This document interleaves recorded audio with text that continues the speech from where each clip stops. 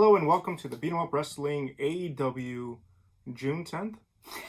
Yeah, I think it is. So they were live from Jacksonville, Florida, and we had a stacked card today. I think a lot of the AEW viewers were really excited about this one. They've been talking about it. This was going to be FTR's debut in the Elite. So let's go right at it. It starts off with the Butcher and the Blade, and FTR comes in their pickup truck. They have some really cool jackets to accompany them with. And they take the ring. This match was very technical. This is exactly what everybody remembers from FTR before they got called up to WWE's main roster. They were no longer just a joke. They came off really, really good in this one. It was just a great way to start the show. Yeah, I liked it. I was able to finally get to understand a little bit more of the FTR hype. It was well matched. Jericho really put them over well. Everything was going good. I liked the whole match. The momentum was about 30 minutes long.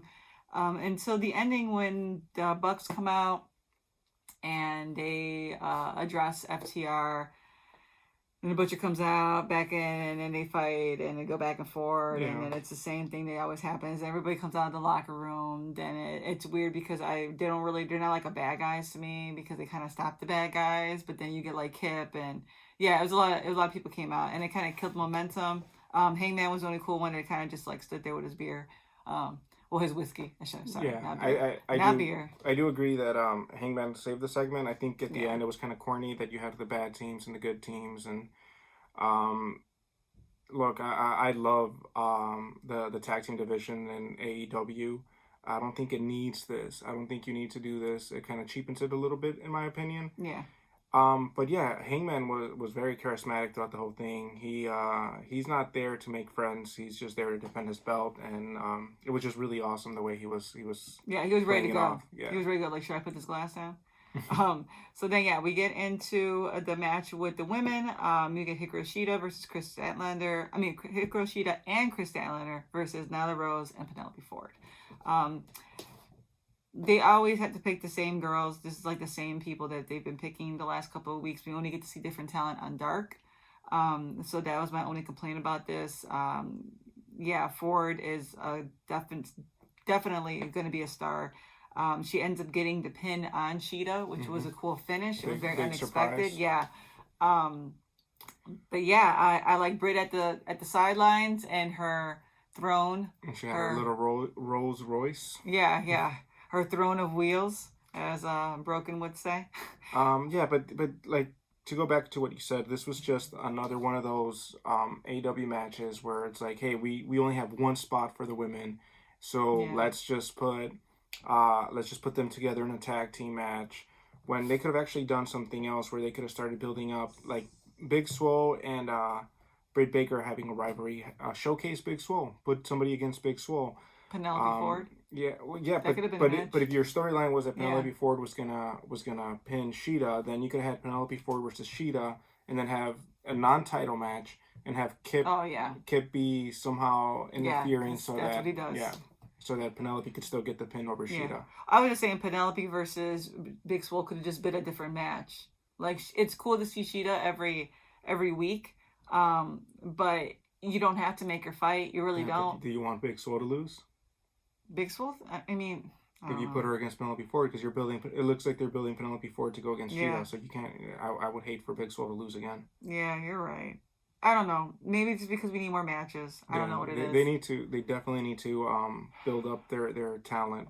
The women's talent just seems like an afterthought in AEW a lot. Yeah. There's gonna be a Heels on Friday. Yes. Yeah. So we get a little bit of Nyla, surprise guest I think they have mentioned, and some cool stuff. Yeah. So women that love wrestling that are going to be a part of it, bring this up. Let AEW know that you love their talent and you want more of it. Yeah, or do more promos. We mentioned that it would be really cool if like Sheeta talks to Riho and they like got Zoom bombed by Nyla. Yeah, you still have you still have BTE. You can include them in that. I know. It's just you can include them. Subtitle it. Like, you have Presley in the UK. Looks like Sadie Gibbs has been forgotten in this whole thing, and yeah, it's kind of messed Allison up. J Like, got signed. Like, you have people that are, there. Um, yeah, I don't know. It just, yeah. Okay, yeah, well, yeah, they basically that. We get into a little thing, a little vignette of Darby Allin not cleared for wrestling, but he doesn't care because he's still skateboarding with the one and only Tony Hawk. So that was pretty cool. mm-hmm. We get a Britt Baker vignette about being role model, and then we get into the best friends and Orange Cassidy versus the Inner Circle, Santana Ortiz and Jake Hager. Another great match. Yeah, I ring just action was awesome in yeah, this one. I'm starting to like Trent more and more. He just looking like he needs to be a singles guy. Then again, I'm kind of scared to what they would do if he was a singles guy. Because at this point, there's not really a lot of like over the top singles action, except for one storyline that I'm really interested in seeing go. The one thing that I have to say about this match was awesome. But Orange Cassidy is bigger than the best friends now. The way that they build him up, Yeah. like he stole the spotlight from the best friends. Yeah. And so you're having the best friends be your number one contenders for a tag team belt, but you're showcasing Orange Cassidy a lot more.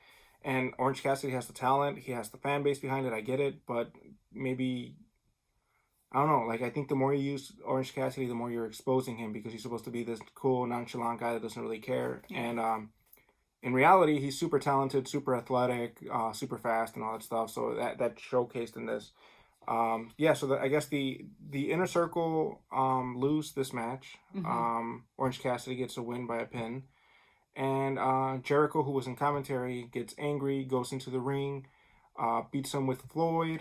They bring 20 pounds of blood oranges and beat Orange Cassidy to a pulp. And Orange Cassidy starts bleeding.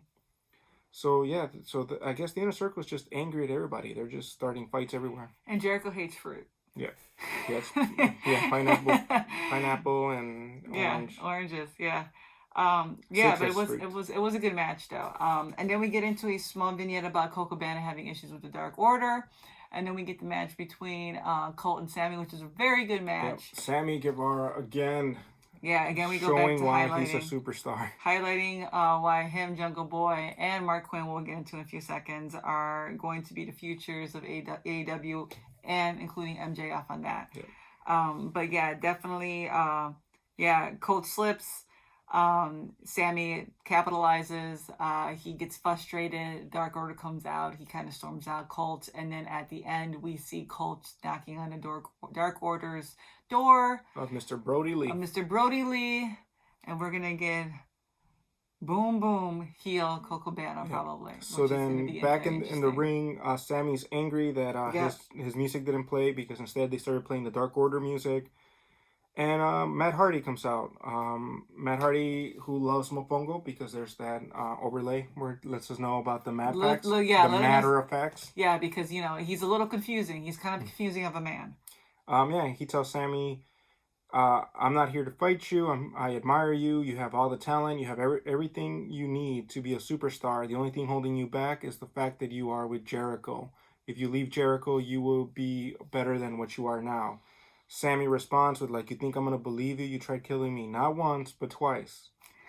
At this, Damascus comes out and goes and tries to attack Sammy Guevara, who runs away. His shit. It's like the guy... Matt's just creative. He's just funny. So we're going to see a lot more between Sammy and Matt. Yeah. So Sammy's going to get a good rub from Matt Hardy here and build up his stock more. Yeah, definitely, because his in-ring, his personality is good, his work is good, his spots are good. He knows how to take. He's getting good on the mic. Yeah, and this is what the whole thing with Matt's gonna actually help him build. Is probably gonna be his mic skills. So then we end up getting Jon Moxley and Brian Cage. Small promo. Brian Cage Moxley is talking to. He's being interviewed. I forgot by who. But anyways, then Taz comes out, talks shit to him. They start talking shit back to Ford, and then all of a sudden the machine of what he is, Brian Cage, comes and hurls himself at Mox, almost kills Taz. But yeah, they destroy a car. Yep, another car gets destroyed in wrestling. Yeah, another WWE fashion. They kind of do that outside thing, but it worked. It worked. Yeah. It wasn't like it's an done angle in AEW yet, so it worked definitely. Building up the Cage and Mox feud for Fight. I think Cage needs to win this. Like, I don't think that there's any other way to do it. Cage has to win the belt. Yeah. And then we finally get into the AEW TNT Championship match against Cody and Mark Quinn. Another good match. Really good. I think Mark Quinn shined. He shows why he is somebody to keep your eye on. We mentioned this way back when, if you still remember or have been following our channel. We talked about how Mark Quinn is one of the ones to watch. He reversed, what was it? A power? I forgot what he reversed on Cody, but it was beautiful. No, yeah, he did some good spots in this. Then he did the flippy flip. Yeah. Selling the knee injury the whole time. That flip that he did outside on the ramp was great. And then Cody did not shed any color. No, because Orange did. So you got the one color quota. Yep. So Cody takes advantage of the fact that Quinn is still hurt, and he makes him tap out. Yeah. Jake Hager comes out to challenge Cody for the TNT belt, but then he jumps Cody, picks up the belt like he's going to steal Actually it. hits Arn. Oh, yeah. Turns out it's Arn, gets mad, blah, blah, blah. Fighting ensues. Yeah. More people come in again, so it kind of ended in that chaotic thing. Yeah. Matt Hardy and the Party Hardy. A private party with Matt Hardy come out to help Cody. The Inner Circle comes out to help Jake. So I think what's going to end up happening is going to be the Party Hardy versus the Inner Circle. Yeah. Which probably won't be Jake and Cody. Yeah, because Jake and Cody will have their own match. So it'll be Santana Ortiz and Sammy versus Matt Hardy. Oh no, it's probably not, because Sammy Guevara. We'll get into that next week. We have Goldust and QT Marshall versing off Kenny and Hangman for the AEW World Tag Team titles. We'll not even talk about that. Wait, I know how it's gonna be. Sammy versus Matt, Proud and Powerful versus Private Party. They could do something like that. Since those are the not next week though. No, next week. I'm talking about. Oh, okay, I just read next week. So they have MJF versus Billy, because they had a little tit for tat. We forgot about to talk about that little thing that they had. He basically got mad that Jungle Boy had a title shot before him, even though his stats are better. MJF's promo skills is top notch. And then he calls out Billy Gunn and his kids, saying, "Your talentless kids keep coming in here." Billy Gunn takes offense to that, goes to choke MJF, and MJF quickly screams out for Wardlow, who comes to the rescue. Does this? Yeah. We're gonna have the Sex Gods versus the Best Friends next week. Whatever, I'll take it. That'll be a good match. It'll be entertaining to see. It'll be interesting to see if they let the Best Friends win. We'll see that. Yeah, because Inner Circle loses everything. We talked about this before. Inner Circle starting fights with everybody. Sammy's like the only one that's actually getting wins. Yeah, and barely. Yeah, barely. And Santana Ortiz are getting win off Dark. So if you don't even watch Dark, then you won't even think that Santana Ortiz are actually getting any wins. And Hager only had the one win against Dustin. Yeah. Yeah. Yeah, because he lost. As a group, they lost. Yeah, they've been losing a lot. Inner Circle's not really winning. And last but not least, we'll have the super bad death squad of Jimmy Havoc and Kip Sapien versus the Young Bucks. So that's actually going to be interesting, too, to see how far they take it. Well, we know who's going to win that one. It's still going to be interesting. They're good teams. So I'll take it. I'll take it seeing the Bucks actually wrestle, because it's a little bit different dynamic. Yeah. Matt still has a broken rib, so we'll see how that affects him. Yeah, see how balls to the walls they go. Yep. But that is it. We will be back for Backlash on Sunday to give you our reviews of that. We'll have our wrap-up of DDP Y Yoga. Week 12 coming at you guys, and we're still working on our wrestling reels, and our first one will be CM Punk's Girl on the Third Floor. Yeah, we talked about it before. Yeah. We're getting closer to. And we have some other things working and brewing, so keep tuned for that. Yep. June 20th, a big announcement. Well, going up to June 20th, we're gonna have a huge announcement. Gonna be a huge announcement. We're gonna get hyped. You're gonna see stuff, very interesting stuff. So yeah, like, subscribe, retweet, comment. Thumbs up, thumbs down. Do what you need to do. Get a hold of us. Leave stuff. We'll talk to you guys later. Take care.